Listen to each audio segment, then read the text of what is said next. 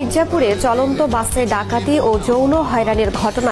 গাজীপুরে ছবি তুলতে গেলে এক মাদ্রাসা ছাত্রীকে ধর্ষণের অভিযোগ। দুপুরে শহীদ মিনারে দিতে ফুল সংগ্রহ করতে গিয়ে চতুর্থ শ্রেণীর ছাত্রীকে ধর্ষণের। সিরাজদি খানে গার্মেন্টস কর্মীকে অস্ত্রের ভয় দেখিয়ে সংঘবদ্ধ ধর্ষণের অভিযোগ উঠেছে।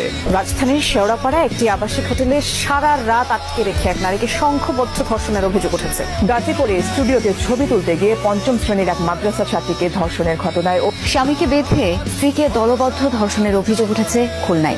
7 বছর বয়সী ছাত্রীকে ধর্ষণের অভিযোগে নড়াইলে এক নারী ইউপি সদস্যকে সংঘবদ্ধ ধর্ষণের অভিযোগ। সকালে সুবর্ণচরে চুরির নাটক সাজিয়ে মামেকে ধর্ষণ করায়। কক্সবাজারের চকরিয়ায় কিশোরীকে সংঘবদ্ধ ধর্ষণের অভিযোগ উঠেছে। ত্রিপুরের রাজৈরে তৃতীয় শ্রেণীর মাদ্রাসা ছাত্রীকে ধর্ষণের পর হত্যার অভিযোগ উঠেছে। খুলনা থেকে চট্টগ্রামে বন্ধুর সাথে ঘুরতে এসে গণধর্ষণের শিকার হয়েছে এক তরুণী।